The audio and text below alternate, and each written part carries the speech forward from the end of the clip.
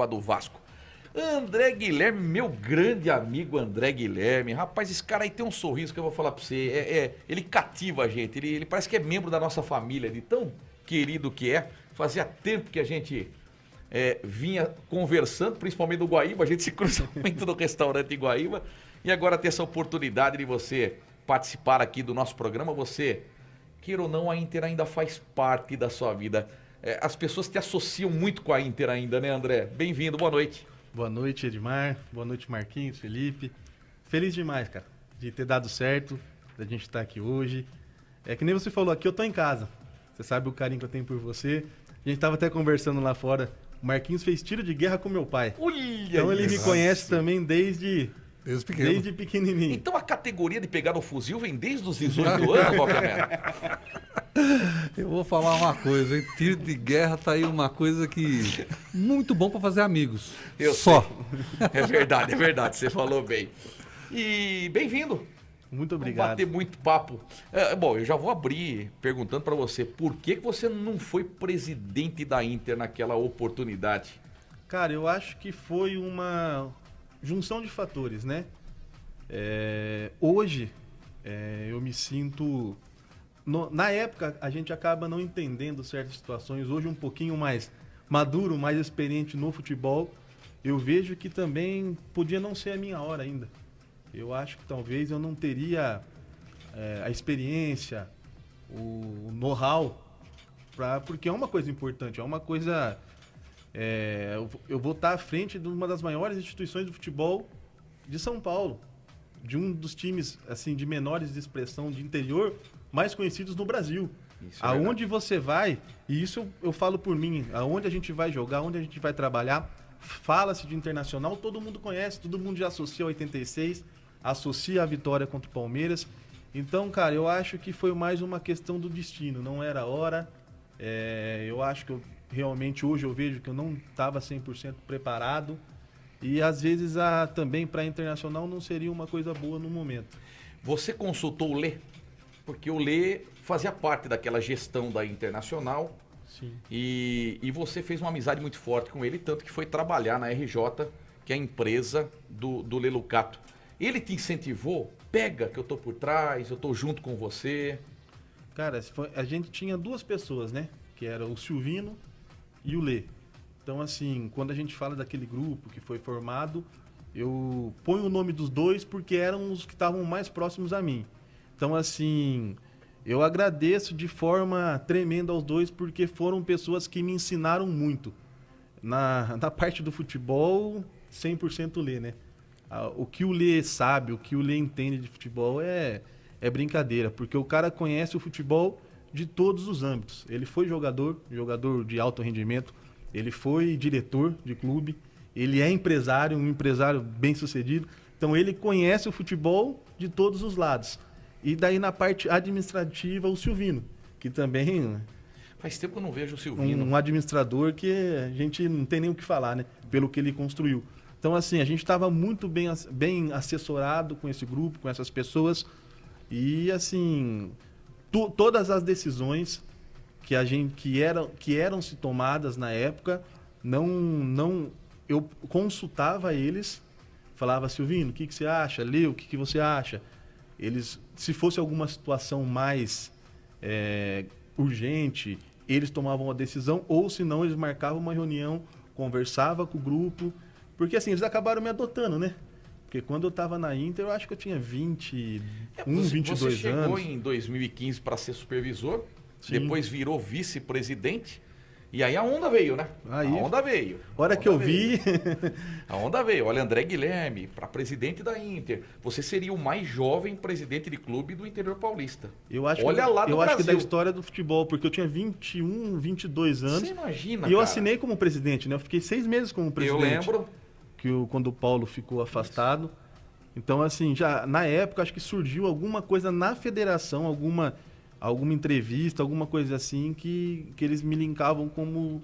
Na época, era o Taimon. Era o Taimon. O Taimon, e eu fui mais novo que o Taimon. Olha só. Que bom momento. Vamos lá, Rockman. Nosso André. Mas vamos lá.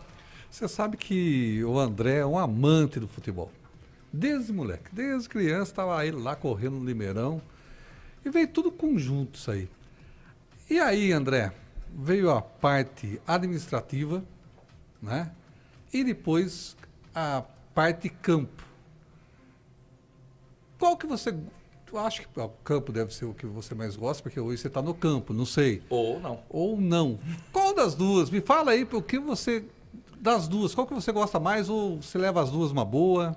Cara, hoje eu venho me preparando mais para estar dentro do campo. Mas eu acho que um gestor, principalmente no futebol, sendo gerente de futebol, executivo de futebol, o que for, ele tem que entender realmente de todo o andamento desde lá do campo, até da parte da grama. Eu não preciso ser um especialista, mas eu tenho que entender o que está acontecendo, eu tenho que saber a forma que o meu time joga. Isso é verdade. Eu tenho que saber, se o meu time joga... Se eu vou jogar contra um time posse de bola igual o Red Bull, aumenta a grama. Vamos dificultar os caras. Então a gente tem que saber como é... Porque o futebol hoje ele é resolvido em detalhes, ele é resolvido em coisa pequena. Ah, o senhor que aumentou então a grama lá do Barradão, né? É isso que eu ia falar agora. Ah, eu sei. O Vitória e Palmeiras. E assim, cara, eu me sinto muito bem e muito feliz dentro de campo. Nesse tato, nesse dia a dia, no rendimento mesmo. Porque ali é onde o calor, onde você extravasa. Mas eu também não tenho problema nenhum se surgir alguma situação para a gente voltar. Hoje eu posso dizer, eu me sinto preparado para estar em qualquer uma das duas funções. Hoje, muito mais experiente, como eu disse, muito mais vivido no futebol. Então, não teria problema em nenhuma das duas funções. Mas hoje, o meu foco é 100% dentro de campo. Tá vendo? Se a gente levar para fora do campo, ele tá com o estilinho do Alexandre Matos. Se levar para dentro do campo, ele tá parecendo Alberto Valentim, né? Então a gente tem que levar nos dois aí. Vamos lá, Felipe Ghiselini. Tá certo, Edmar. Eu conheço o André há bastante tempo já. A gente, na Inter, eu no Galo, né? A gente pegou uma certa amizade aí. Queria fazer uma pergunta para ele. A reconstrução da Inter começou com os mais jovens. Com o Taimon, com o meu amigo Paulo Toledo Barros. Conheço muito o Paulo, tenho uma amizade com ele. E com você também. Queria que você falasse aí desses jovens que começaram essa reconstrução da Inter. Eu fico muito feliz, né, Felipe, de ter feito parte disso. Muito agradecido. Assim, até peço desculpa se eu deixar de citar o nome de alguém, mas como você falou, Paulo, Liminha, Taimon, seu Altair, Que faz aniversário amanhã. Borali, eram as pessoas que estavam mais próximas da gente. Que a reconstrução começou com o Taimon. Começou com o Taimon. Taimon, seu Altair, foi onde começou esse movimento. Eu acho que o futebol, como tudo, ele evoluiu, mudou. Então, pessoas com mente nova, mente realmente empreendedora, porque hoje a gente não pode tocar o futebol como qualquer coisa. O futebol é uma empresa. O futebol, quando eu tô lá, se eu for presidente ou se eu for um executivo, muitas coisas que eu vou fazer, talvez o CPF André não faria. Eu não queria de mandar alguém embora, ou, sei lá, de brigar com alguém. Mas, às vezes, o CNPJ da instituição pede eu fazer aquilo. Só que, muitas vezes, as pessoas, assim, mais antigas, né, é muito político. É muito, não vou fazer isso porque eu não vou agradar. Não vou fazer aquilo porque eu não vou agradar. Ali eu não tenho que agradar A, B, C. Eu tenho que fazer o que é melhor para a instituição. E eu acho que foi isso realmente que o Taimon fez. Tanto que, na época, criou-se muita inimizade com o Taimon, com o seu Altair. Mas por quê? Quando você está fazendo o correto, o pessoal quer te atrapalhar. Meu, deixa eu te fazer uma pergunta agora. Você falou de muita gente aí, não falou do Celso Potec. Alguma rusga? Não. Alguma inimizade? Não, Não, pode ser sincero, não tem problema nenhum. Fala, eu não curto, não gosto, não me dei bem. Não, eu não tenho problema com ninguém daquela época da Inter. Pelo menos eu. Mas estranho você não ter citado ele, por isso que eu... É porque eu falo assim, as pessoas que eu era mais próximo. Porque, na verdade, o Celso, ele veio um pouquinho depois de quando eu entrei, né? Mas você tava junto, você Tava. era o Aí vice do acesso. eu saí e eu voltei. Aí, quando eu voltei, 2016 a gente quase caímos, né? Lá em Indaiatuba aqui, aquele gol Do Smith. nada. Não, do Wesley. Wesley, o Gustavo fez o primeiro, o Wesley fez o segundo. Gustavo 2-1. Zagueira. Isso. E... Lateral esquerdo, né? Lateral esquerdo. Aí eu saí, até na época, um pedido da minha mãe e do meu pai. Assim, familiar, porque a gente acabou sofrendo muita pressão. E eu era novo, eu não tinha nem com quem conversar. Eu vou conversar problema que eu tô tendo lá dentro com quem? Com uma pessoa da minha idade? Não tinha como. Então eu acabava que a gente leva até isso para dentro de casa. Aí meus pais pediram, eu saí e aí eu recebi um convite através dos meus tios, né? Do Evandro e do Henrique Minatel. São seus tios? De consideração, se são pessoas... A minha família, a minha bisavó era Minatel. Então a gente tem um... Mas assim, desde... Eu fui criado praticamente junto com o Lucas, com o Bombinha. A gente, desde criança junto, então ficou esse carinho. Ele chama meus pais de tio, eu, da família toda de tio. Legal, cara. Fui adotado pelos Minatéis. E cara, como eu disse, não tive problema com ninguém. Algumas pessoas a gente tem mais afinidades, outras não. Tá. O nego do Jeff Brutus. Meu irmão, Nego, é um outro cara que eu considero demais. Assim, a gente mal se vê, né, pela vida, mas toda vez que a gente se vê, eu falo pra você, é um carinho. A gente sente que eu tenho um carinho por ele e ele tem um carinho por mim. Frustrou a perda do título pro Nacional em pleno Limeirão, com aquela festa linda, mais de 16 mil pessoas? Eu chorei demais, cara. Eu também. Eu chorei demais. Eu costumo falar, eu não gosto de perder não, nem para o ímpar. Se eu tava ali e eu queria ganhar, eu chorei muito. O que aconteceu? Futebol. Ou já ganhou por ter vencido o primeiro jogo 1-0 gol do Éder Paulista? Eu acho que isso pode ter... Ganhamos lá que a gente ganha fácil. Aí vem a onda, 15, 18, acho que foi 18 mil pessoas. Achei uns dentro. 16, 17 mil. Sim. Então assim, e aí foi um gol do Negueba, né? Foi, nem fale. Eu acho que ele nunca mais fez um gol daquele na vida dele, né? Ele tinha feito no derby aqui, no Limeirão No 1-0, Limeirão. gol do Independente. Mas, cara, eu assim, até o primeiro jogo ou o segundo jogo, eu não lembro. Eu sei que a minha avó faleceu no dia de um dos jogos. Agora eu não consigo lembrar se foi o jogo em Limeira. A minha avó faleceu no domingo. Nós jogamos contra o Nacional no sábado. Isso. Aí minha avó faleceu no domingo. E era a missa de 7º dia da minha avó na igreja São Benedito no outro sábado. Olha isso. Aí eu, por motivo, né, de estar junto com meu pai, eu falei, pai, eu vou lá, mas deu o meu horário, eu preciso ir. Aí eu fui. Vai logo, padre, acelera aí, vamos lá.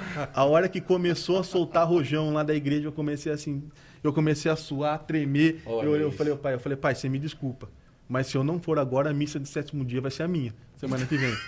Aí eu peguei, fui embora, cheguei no Limeirão, a minha mãe fala que ela nunca andou tão rápido. Olha isso. Eu cheguei cortando todo mundo, falei, eu sou presidente, primeira vez que eu sou presidente da Inter, dá licença, que tava uma fila, fui cortando o caminho, jogando o carro, entrando para todo lado.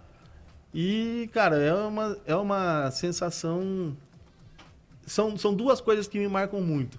Esse jogo, pela derrota, e a nossa final contra a Ferroviária, lá na Fonte Luminosa, na hora dos pênaltis. O Lucas Douglas agora converteu o pênalti, né? Naquele jogo ele não converteu, né? O Tadeus era o goleiro do... Tadeus, porque ele milagre. Mito do Cartola. Mito do Cartola. Agora não tá, né? Tá no Goiás na Série B. Vamos lá, mais alguma colocação?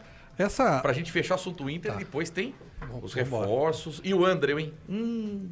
Daqui a pouco. E, considerando que você está fazendo todo esse trabalho no futebol, você pegou uma equipe de SAF já ou não? É uma pergunta que até o Márcio Bigão fala. Qual a opinião do André Guilherme sobre SAF? Se é o caminho para o futebol? Você pegou algum time já com estrutura de SAF? Propriamente dito, SAF não. Empresários. Mas o último clube que eu estava, que era o Paracatu, que era lá de Minas, na 2ª divisão de Minas, a gente tinha uma estrutura tão quanto melhor ou igual de uma SAF. A gente tinha uma pessoa que mandava, que era o nosso CEO, né? Que era o nosso gerente de futebol lá, e era o cara que só não assinava. Era a prefeitura, que era o patrocínio, que bancava. Então, assim, a gente tinha um modelo SAF, tanto porque, cara, Paracatu é uma das cidades que mais recebe dinheiro em Minas, porque ela tem a maior, se eu não me engano, é a maior mineradora de ouro a céu aberto da América Latina. Então eles recebem um royalty muito grande. Então lá foi assim, um clube bem interessante porque a gente trabalhou realmente assim, com dinheiro. A gente teve dinheiro, a gente teve como trabalhar. Mas assim, numa organização de SAF, eu ainda não trabalhei. Mas eu sou totalmente a favor. Ah, e o que você... isso é a resposta. é a favor. Você Não, sou a favor, desde que também não seja uma SAF, né? Igual do Vasco, É, né? Que desde o que Pedrinho, seja uma- coitado do presidente lá, não pita nada, viu? Desde que seja uma SAF de verdade. Como a gente vê, por exemplo, o Red Bull, como a gente vê hoje o São José, que não subiu na A2, mas hoje ele é autossustentável. Então ele é um clube que ele não precisa de fazer loucura. Então eu acho que o caminho do futebol é a SAF. Pode não ser, por exemplo, vou citar um exemplo, na Inter aqui, vir uma empresa e comprar. Mas ser tocado como se fosse uma SAF. Lógico que a gente tem conselho, coisas que a gente tem que seguir, mas eu creio que a gente consegue montar o organograma, as coisas do jeito que funciona, cada um na sua função, como realmente é uma empresa. E eu creio que isso é o futuro para todos os times do futebol. Não vai ter como escapar.